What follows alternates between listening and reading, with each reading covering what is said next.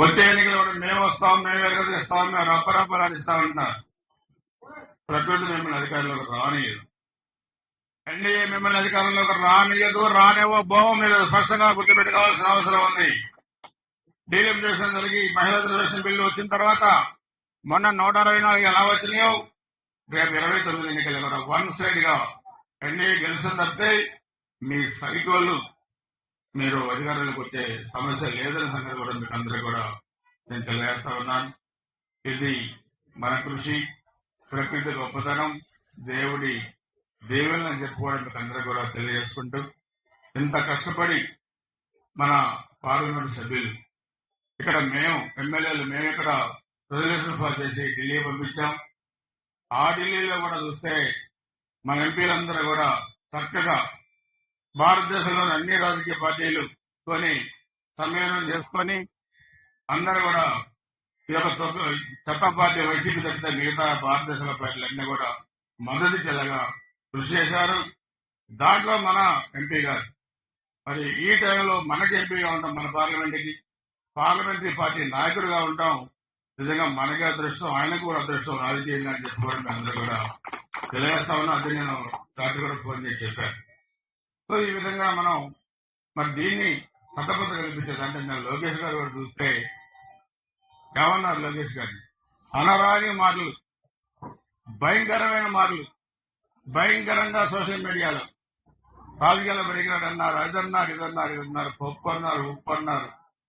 ఆ పప్పు ఉప్పేయాలి, ఉప్పై కూర్చొని మీ గుండెల్లో రైళ్లు పరిగెత్తించే పరిస్థితి వచ్చిందని సంగతి కూడా మీరు గుర్తుపెట్టుకోవాలి.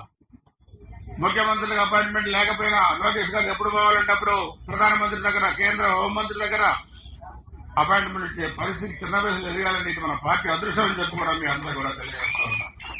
చాలా గొప్ప క్వాలిటీస్ ఉన్నాయి. తండ్రి వారసత్వాన్ని ఇప్పటికి పుచ్చుకొని మరలో ఇంకో 40-45 సంవత్సరాలు ఈ పార్టీని ముందు నడిపించే దాంట్లో కీలక పాత్రధారి, కీలక సూత్రధారి మన నాయకుడు నారా లోకేష్ బాబు అని చెప్పి కూడా మీకు తెలియజేస్తున్నాను.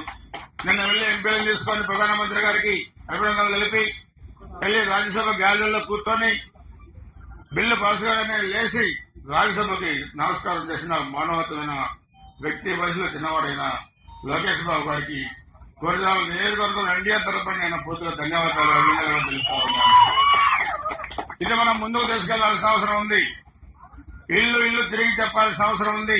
అసలు అమరావతి అంటే ఏంటి, ఏం జరగబోతుంది అమరావతిలో ఏ నిర్మాణాలు జరుగుతా ఉన్నాయి, ఇది మనకి ఏ విధంగా గౌరవం, మన భవిష్యత్తులకి ఏ విధంగా ఉపయోగపడుతుంది మీకు నేను మొత్తం సమాచారం ఇస్తాను. మీరు కూడా ఈ లోకల్ బాడీస్ ముందు డోర్ టు డోర్ ఎలా తిరుగుతారు కాబట్టి మీరు కూడా పాంప్లెట్ రూపంలో ఇచ్చి, ఇది కదా ఎన్డీఏ ప్రభుత్వం చంద్రబాబు నాయుడు గారు, పవన్ కళ్యాణ్ గారు చేసిన ఉపయోగం మనకని అనుకునేలాగా, వైసీపీ వాళ్ళు కూడా సిగ్గుపడేలాగా, వైసీపీ వాళ్ళు కూడా మార్చుకొని మనకు సపోర్ట్ చేసేలాగా మనం చేయాల్సిన అవసరం ఉంది. ఇది భవిష్యత్తు కోసం ఉన్న సంగతి కూడా మనం చెప్పాల్సిన అవసరం ఉంది. అందుకే ఈరోజు మనం ఈ ర్యాలీ కార్యక్రమం కూడా మరి చేపట్టి మన నాయకత్వానికి, కేంద్ర నాయకత్వానికి, దీనిలో భాగస్వాములైన ప్రతి ఒక్కరికి కూడా మనం ధన్యవాదాలు తెలిపే కార్యక్రమం ఈరోజు చేపట్టాం.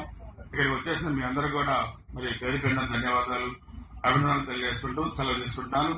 దీంట్లో ప్రతి ఒక్కళ్ళు కూడా అధికారులు, ప్రజాప్రతినిధులు, పార్లమెంటు సభ్యులు, కేంద్ర మంత్రులు, ప్రధానమంత్రి గారు, హోంమంత్రి గారు, సీఎం గారు, డిప్యూటీ సీఎం గారు, లోకేష్ గారు, ప్రతి ఒక్కరు ఈ మహాయజ్ఞంలో పాల్గొన్న ప్రతి ఒక్కరికి గురజాల నియోజకవర్గం ఎన్డీఏ తరఫున జేజేలు, శుభాకాంక్షలు, అభినందనలు.